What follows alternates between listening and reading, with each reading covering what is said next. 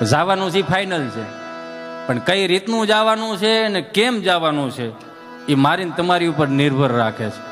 બે હાથ જોડીને પ્રાર્થના કરું, હું તો કહું બહુ ભાગ્યશાળી છો કે તમે આ ગુરુકુલમાં ભણો છો ને ઈશ્વરના નામ લઈ શકો છો, અને ભણતા ભણતા એ તમે જોવો તો ખરા સદગુરુના ચરણ તમને મળ્યા.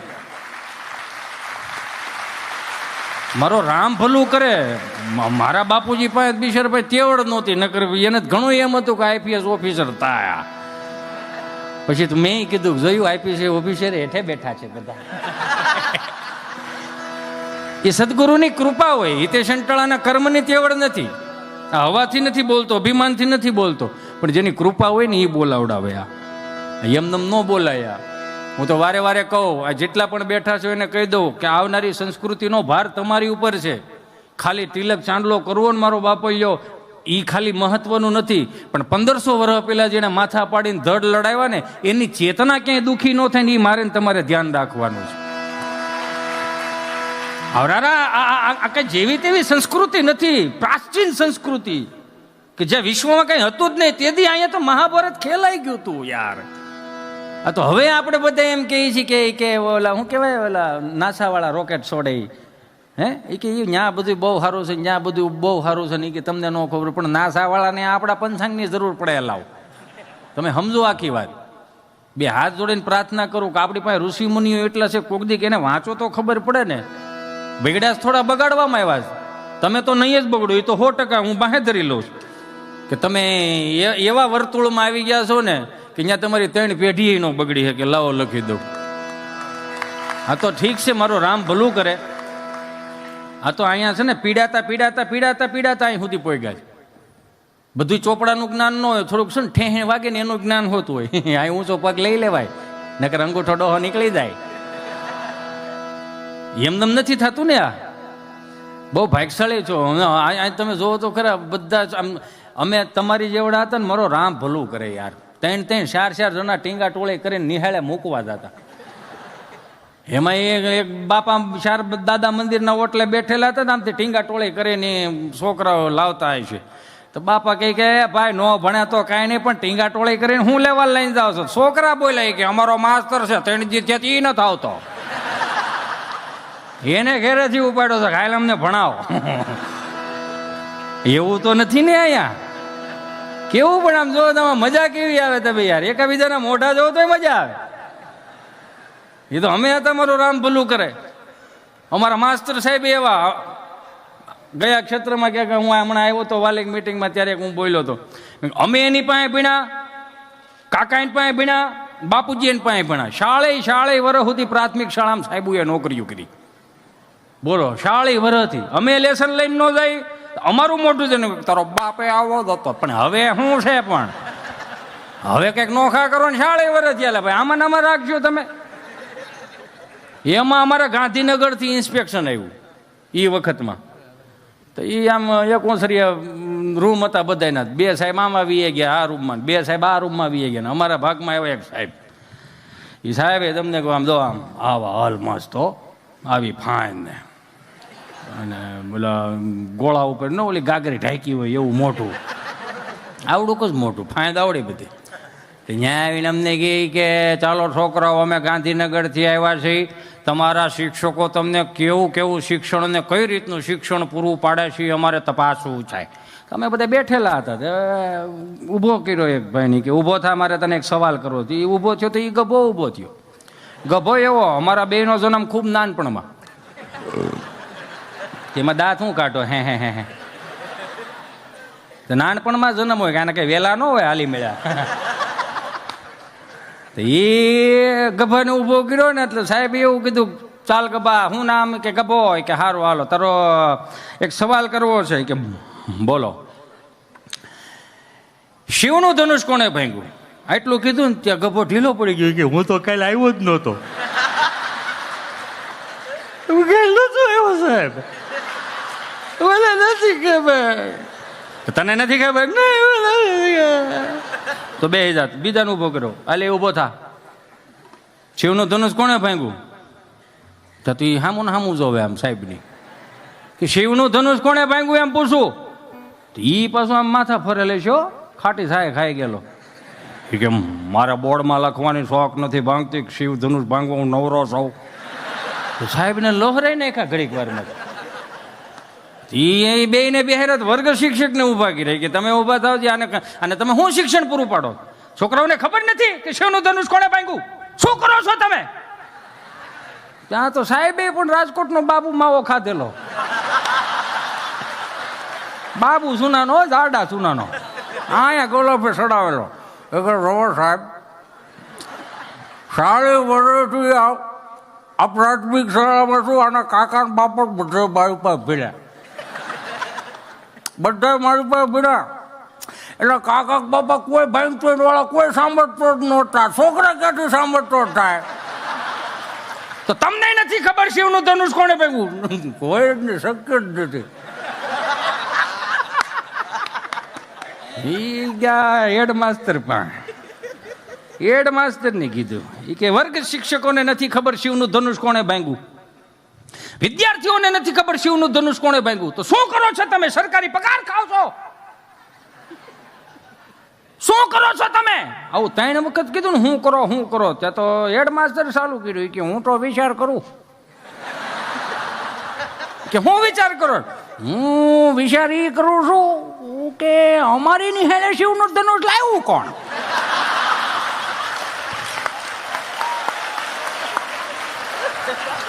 ગામડું નાનું, શિવનું ધનુષ અહીં સુધી પોકી ગયું, બહુ કહેવાય. વિચાર કરું કોણ લાવ્યું છે. તો તમને નથી ખબર? ખબર હોય તો મને તમે ગાંધીનગરથી ધક્કો ખાધો, જવાબ દેવા વાંધો હું. એ સરપંચ પણ ગયા. સરપંચ હમણાં નવા સરપંચ બન્યા બધા. સરપંચને કીધું કે શું કરો છો તમે? 15મી ઓગસ્ટ અને 26મી જાન્યુઆરી ખાલી તમે ધ્વજવંદન માટે જાઓ છો? છોકરાઓનું જોવો તો ખરા શિક્ષણ કઈ રીતનું છે. એ કે શું થયું? એ કે કોઈને ખબર નથી, હેડમાસ્ટરને નથી ખબર, વર્ગ શિક્ષકને નથી ખબર, વિદ્યાર્થીઓને નથી ખબર શિવનું ધનુષ કોણે ભાંગ્યું. તો તમે કરો છો શું? તો સરપંચ તો હાવ ઢીલા પડી ગયા. એ કે સાહેબ એક વસ્તુ કહું કે હું આ 10,000 રૂપિયા પેલા ખિસ્સામાં નાખો. ક્યાં હેના છે? એ કે શિવનું ધનુષ જેને ભાંગ્યું એનું.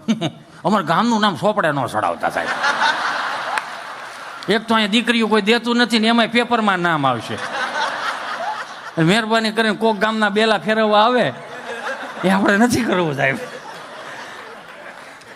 બીજા 5,000 આપ્યા કે આ હેના છે? એ કે આ 5,000 ખિસ્સામાં નાખો. કે હેના? પણ તમને જેથી માહિતી મળે ને શિવનું ધનુષ મળ્યું છે અને એને કટકા મળ્યા છે, એ કટકા મારી પાસે દઈ દેજો. કેમ? એ કે વાડિયા દાટિયા આવા છે પણ કોઈને કેવું નથી કે અમારા ગામમાં જ ભાંગ્યું છે. આમ જ લાગઠ, આમ જ આયલું આવે. મારો રામ ભલું કરે. બહુ ભાગશાળી છો છોકરાઓ તમે. અમને તો આ જીદી જે ટપારા ટપા, આ તો હવે આ મોબાઈલ આવ્યા, આ મોબાઈલ હવે આવ્યા બધા. આને કેવું હોય કે અને નેટવર્કમાં રાખો ને એટલે એનું નોટિફિકેશન આવે કે આમાં હવે સોફ્ટવેર અપલોડ કરવાનો સમય આવી ગયો. એટલે તમે એને નેટવર્કમાં રાખો ને એટલે 10%, 20%, 30%, 40% એમ 100% થાય ને એટલે તડિંગ નારાયણ થાય કે થઈ ગયો. હાલો આ મોબાઈલ આવ્યા. જો 1 મહિનામાં મોબાઈલના સોફ્ટવેર અપલોડ કરવા પડતા હોય તો આપણે તો માણસની જાય છે, એને 15 દિવસે ચેક કરવો પડે. સમજાય ને? વંદન 8 વાગ્યા પછી લેટ આવે મોડો આવે તો હું ગોય પડે. એ તો સારું છે, ભગવાન ભલું કરે. કે અમારા બાપુજી એક અમારા દાદાએ જે સોફ્ટવેર અપલોડ કર્યા ને 3જી પેઢી સુધી હાલવાના છે. વાળું ટાણે જ ફરિયાદ આવેલા. ખાવા બેઠા હોય ને કોકનું, કેમ કે રોંટે કોકના નળિયા ફોડ નાખ્યા હોય, કોકની કાચની બારી આંટી ગયા હોય, કોકને એક ધૂંબો આંટી ગયા હોય ને પછી આવે વાળું ટાણે, એ ભીમજી ભાઈ આ તમારા છોકરા નળિયા ફોડ નાખ્યા, નળિયા ફોડ નાખ્યા, તમારા છોકરા હતા. હા મને ઝાંખું દેખાતો એ રોય, અવાજ ઉપરથી વળતી ગઈ હતી એ રોય.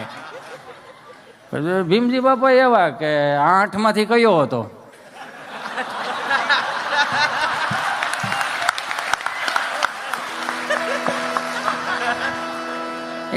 કાળે કે અહીંયા ત્યાં નળિયા ફોડવા જવાય.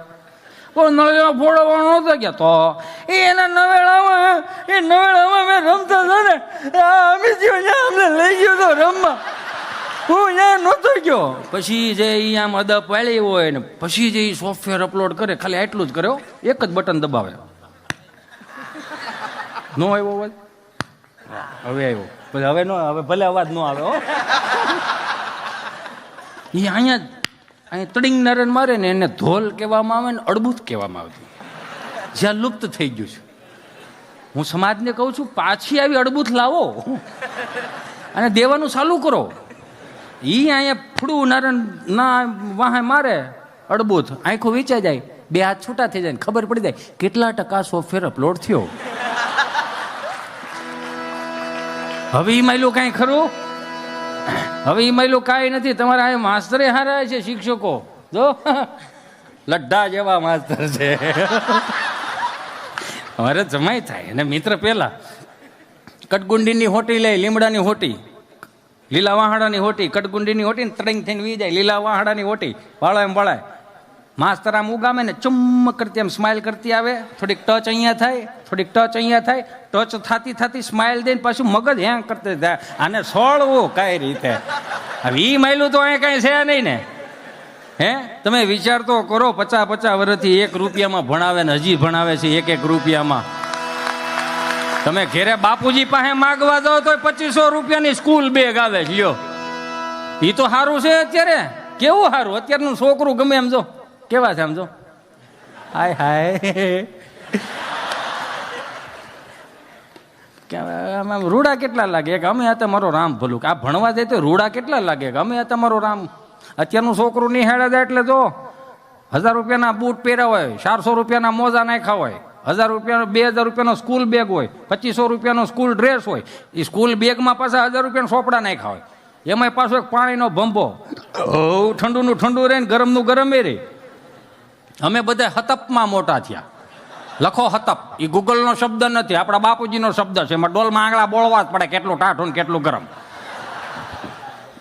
300 રૂપિયા નાસ્તાનો ડબ્બો, 150 સેન્ડવીચ નાખી હોય. છોકરું કદપ કદપ કરતું ધોડ્યું જાય, પાછું આવે તેમ લાગે 12-13 હજારનું છોકરું હોય છે. આ 12-13 હજારનું અત્યારનું છોકરું થાય. એક અમે તમારું રામ ભલું કરે, કાંઈ ન મળે, ખાખી સડી ધોળો શર્ટ, કાંઈ હતું જ નહીં. મારો રામ ભલું કરે. હારું ઘર હોય ને તો લાલ પીળી લીલી સતારી ટાકેલી ઠેલીઓ આવતી, ઢેકમાન લગ્નમાં મુખવાસ ભરવાની. હો, ઈ ભણવા લઈ જતા. નબળું ઘર હોય તો હાથી સાહેબ સિમેન્ટમાં ઠેલીઓ સીવડાવતા.